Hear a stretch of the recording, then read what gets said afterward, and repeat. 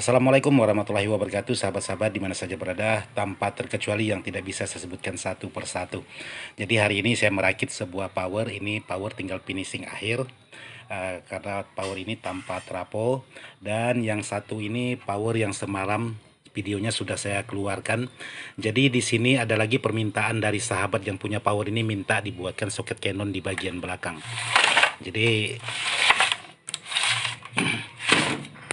sahabat kita minta dibuatkan soket Canon di bagian belakang, khususnya di bagian input.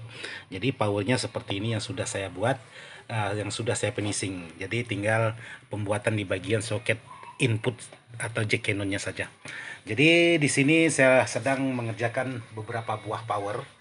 Jadi di sini sangat banyak. Jadi ada 1, 2, 3, 4, dan di dalam juga ada 5,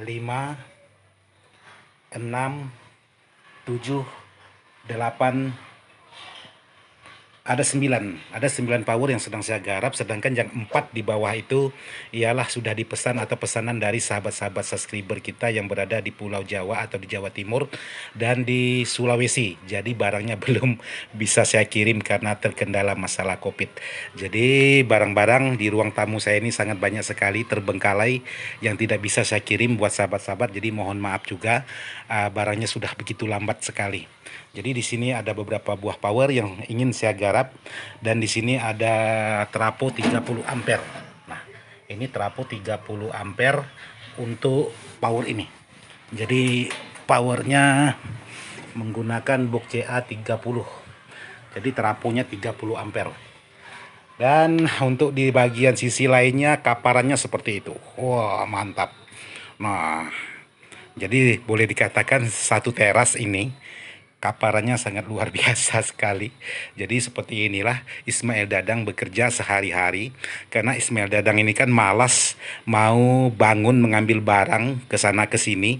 Jadi semua barang didekatkan semua di sekitaran tempat kerja. Jadi tinggal toleh kiri ambil, toleh kanan ambil.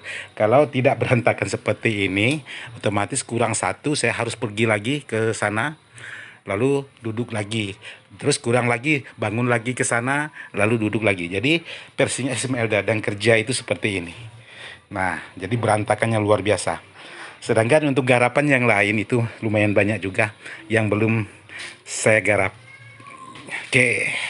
Jadi ini power pesanan dari sahabat kita yang berada di Pulau Jawa, dan saya ingin menjelaskan sesuatu dengan sahabat-sahabat, jadi sahabat bisa dengarkan penjelasan yang berikut ini. Namun untuk itu jangan lupa dukung terus channel ini dengan cara di like dan di share dan ditunggu subscribe-nya.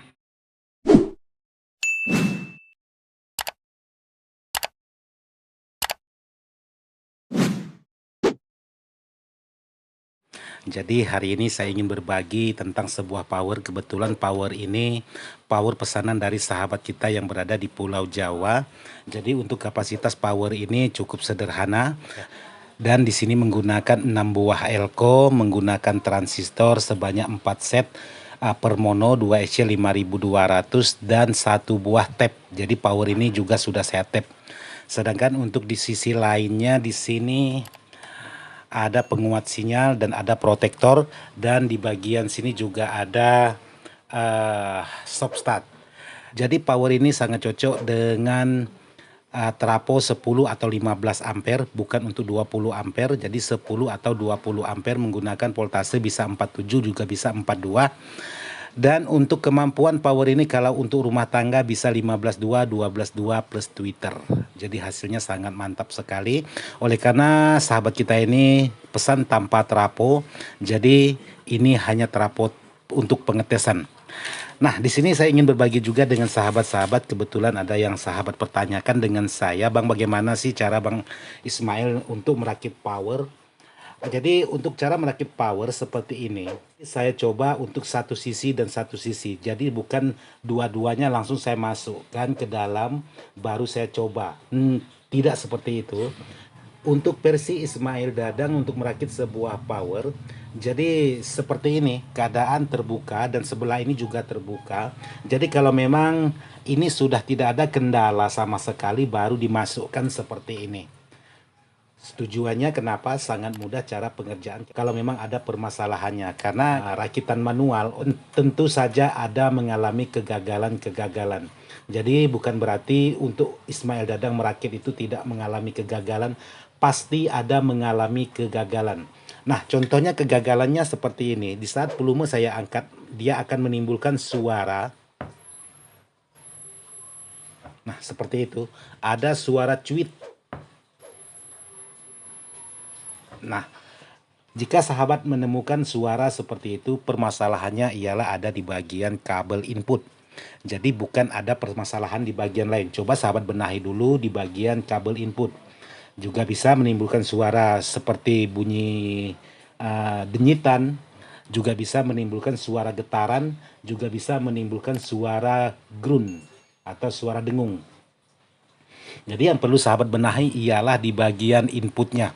Dan yang kedua, saya ingin berbagi dengan sahabat-sahabat, kebetulan ini juga ada dipertanyakan dengan sahabat-sahabat, untuk sebuah instalasi yang menghubungkan antara transistor final ke kit draper. Nah, seperti ini. Untuk kabel itu bebas, sahabat menggunakan ukuran apa asalkan jangan terlalu kecil. Jadi saya menggunakan ukuran seperti ini, 0,7 mili. Jadi bukan 1 mili, 0,7 mili. Jadi menurut saya yang sudah-sudah itu tidak ada mengalami kendala. Jadi versi Ismail Dadang untuk di bawah kit draper ini seperti ini, kalau sudah saya simpan pasti ada sekring. Jadi kalau memang ada kendala, sahabat cukup melepas di bagian kit draper ini dan di bawahnya ini ada sekring. Itu versi Ismail Dadang. Dan seperti ini pengetepan. Jadi di sini juga sudah ada saya tape menggunakan 2SC 5200 juga untuk pengetepannya, supaya power ini bisa lebih bertenaga. Dan untuk yang berikut, sahabat jangan pernah coba-coba untuk di bagian instalasi ini seperti ini. Sahabat di saat sahabat menyimpan atau mematikan power posisi seperti ini, lalu untuk kabel instalasi sahabat tekukkan menuju ke area input, karena di sini area input. Kabel ini usahakan jangan menyentuh di bagian area input. Nah, yang ini.